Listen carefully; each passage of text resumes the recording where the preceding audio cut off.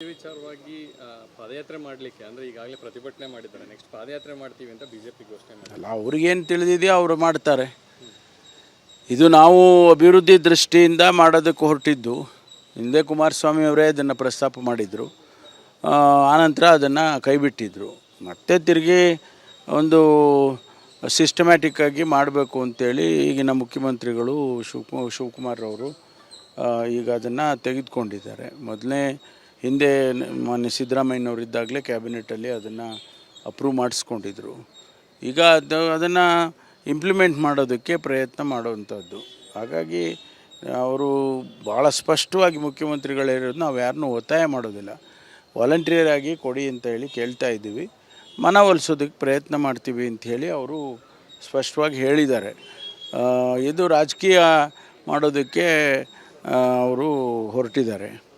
ರಾಜಕೀಯದ್ದು ಇಂಥದಕ್ಕೆಲ್ಲ ಅಭಿವೃದ್ಧಿ ದೃಷ್ಟಿಯಿಂದ ನೋಡಬೇಕು ವಿನಃ ರಾಜಕೀಯ ದೃಷ್ಟಿಯಿಂದ ನೋಡಬಾರ್ದು. ಸರ್, ಇವತ್ತು ವಿಳಂಬ ಆಗ್ತಿರೋದ್ರ ಬಗ್ಗೆ ಸಾಕಷ್ಟು ದೂರುಗಳು ಬರ್ತಾ ಇದ್ದಾವೆ. ತಮ್ಮ ಇಲಾಖೆ ಅಂದರೆ ಗ್ರಾಮೀಣಾಭಿವೃದ್ಧಿ ಇಲಾಖೆ, ತಮ್ಮ ಇಲಾಖೆ ಎಲ್ಲ ಜಂಟಿಯಾಗಿ ಇದರ ಹೌದೌದು, ನಾವು ಅದನ್ನು ಫಾಸ್ಟ್ ಫಾರ್ವರ್ಡ್ ಮಾಡಿದ್ದೀವಿ. ಈಗ ಈ ಸ್ವತ್ತನ್ನು ಗ್ರಾಮೀಣ ಇಲಾಖೆ ವತಿಯಿಂದ ಕೊಡ್ತಕ್ಕಂಥದ್ದಿದ್ದರೂ ಕೂಡ ನಾವು ಕಂದಾಯ ಇಲಾಖೆಯಿಂದ ಅದಕ್ಕೆ ಪೂರಕವಾಗಿ ನಾವು ಕೂಡ ಮಾಡಬೇಕಾಗ್ತದೆ. ಅದನ್ನು ಆದಷ್ಟು ಬೇಗ ಮಾಡಿ ಅಂತೇಳಿ ನಾವು ಫಾಸ್ಟ್ ಫಾರ್ವರ್ಡ್ ಮಾಡಿದೆ. ಯಾಕೆಂದರೆ ಅದು ಭಾಳ ದಿವಸದಿಂದ ನೆನೆಗುದಿಗೆ ಬಿದ್ದಿರೋ ಅಂಥದ್ದು ಆಗಬಾರ್ದು.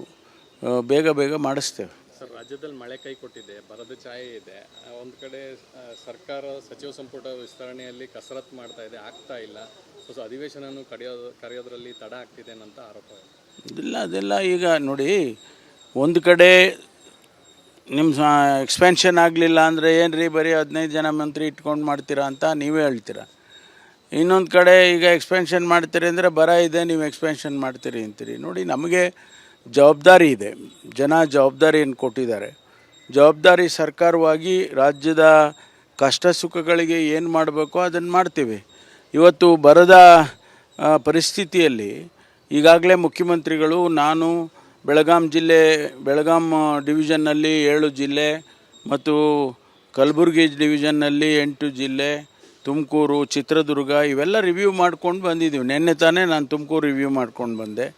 ನಮಗೆ ಆತಂಕ ಇದೆ, ಸರ್ಕಾರಕ್ಕೆ ಜವಾಬ್ದಾರಿ ಇದೆ. ಮುಂದೆ ಏನು ಮಾಡಬೇಕು ಅಂತೇಳಿ ನಾವು ಈಗ ಚರ್ಚೆ ಮಾಡ್ತಾಯಿದ್ವಿ. ನಾಳೆ ಮುಖ್ಯಮಂತ್ರಿಗಳು, ನಾನು ವಿಡಿಯೋ ಕಾನ್ಫರೆನ್ಸ್ಗೆ ಎಲ್ಲ ಡೆಪ್ಯೂಟಿ ಕಮಿಷನರ್ಗೆ ಕರೆದಿದ್ದೇವೆ.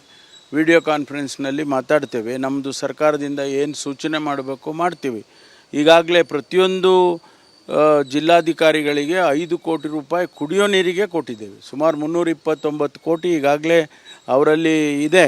ಅದರ ಜೊತೆಯಲ್ಲಿ ಪ್ರತಿ DC ಹತ್ರ PD ಅಕೌಂಟಲ್ಲಿ 600-700 ಕೋಟಿ ರೂಪಾಯಿ ಹಣ ಇಟ್ಟಿದ್ದೇವೆ. ಅದು ಯಾವ ಇಂತಹ ಸಂದರ್ಭದಲ್ಲಿ ಉಪಯೋಗ ಮಾಡಿಕೊಳ್ಳಿ ಅಂತ ಹೇಳಿ ತಿಳಿಸಿದ್ದೇವೆ. ನಾವು ಭಾಳ ಜವಾಬ್ದಾರಿಯಿಂದ ಇದನ್ನು ನಿಭಾಯಿಸೋದಕ್ಕೆ ಪ್ರಯತ್ನ ಮಾಡ್ತೇವೆ. ಪಕ್ಷಗಳು ಬರೀ ಲೆಟರ್ ಬರೆಯೋದ್ರಲ್ಲಿ ಅಷ್ಟೇ ಆಗಿದೆ, ನೀವೇನು ಮಾಡ್ತೀರಿ ಅನ್ನೋ ನಾವು ಮಾಡ್ತಾ ಇರೋದನ್ನೇ ಹೇಳ್ತಾ ಇದ್ದೀನಲ್ಲ. ಈಗ ಕುಡಿಯೋ ನೀರಿಗೆ ಯಾವುದೇ ತೊಂದರೆ ಆಗಬಾರ್ದು ಅಂತ ಅವ್ರಿಗೆ ಹಣ ಕೊಟ್ಟಿದ್ದೇವೆ. ಅದನ್ನು ಮಾನಿಟ್ರ್ ಮಾಡ್ತೇವೆ. ಪ್ರತಿ ಡೆಪ್ಯೂಟಿ ಕಮಿಷನರು ಮಾನಿಟ್ರ್ ಮಾಡ್ತಾರೆ, CEO ಮಾನಿಟ್ರ್ ಮಾಡ್ತಾರೆ. ನೀವೇನು ಮಾಡ್ತೀರಿ ಅಂದರೆ, ಈಗ ನಾನು ಪತ್ರ ಬರೆದಿದ್ದೀನಿ, ಕೇಂದ್ರ ಸರ್ಕಾರದಿಂದ ಅವರು ಹಣ ಕೊಡಿಸ್ಲಿ. ಆ ನಿಯಮಗಳನ್ನು ಬರ ಪರಿಸ್ಥಿತಿಯಲ್ಲಿ ಬರಪೀಡಿತ ಪ್ರದೇಶ ಅಂತ ಘೋಷಣೆ ಮಾಡೋದಕ್ಕೆ ಕೆಲವು ನಿಯಮಗಳನ್ನು ಕೇಂದ್ರ ಸರ್ಕಾರ ಮಾಡಿದೆ. ಅದನ್ನು ರಿಲ್ಯಾಕ್ಸ್ ಮಾಡಿ ಅಂತೇಳಿ ನಾನು ಪತ್ರ ಬರೆದಿದ್ದೇನೆ. ಇಡೀ ದೇಶದಲ್ಲಿ ಇವತ್ತು, ಬರೀ ಕರ್ನಾಟಕದಲ್ಲಲ್ಲ, ಇಡೀ ದೇಶದಲ್ಲಿ ಬರ ಇದೆ. ಅದಕ್ಕೆ ಒಂದು ನ್ಯಾಷನಲ್ ಡಿಸಾಸ್ಟರ್ ಅಂತ ಡಿಕ್ಲೇರ್ ಮಾಡಿ ಅಂತೇಳಿ ಪತ್ರ ಬರೆದಿದ್ದೀನಿ ಪ್ರಧಾನಮಂತ್ರಿಗಳಿಗೆ, ಗೃಹ ಸಚಿವರಿಗೆ, ಕೃಷಿ ಸಚಿವರಿಗೆ. ಇದೆಲ್ಲ ನಾವೇನು ಸುಮ್ಮನೆ ಕೂತ್ಕೊಂಡು ಕಾಲ ಕಳೀತಾ ಇಲ್ಲ. ನಾವು ಕೂಡ ಜವಾಬ್ದಾರಿಯಿಂದ ಕೆಲಸ ಮಾಡ್ತೀವಿ.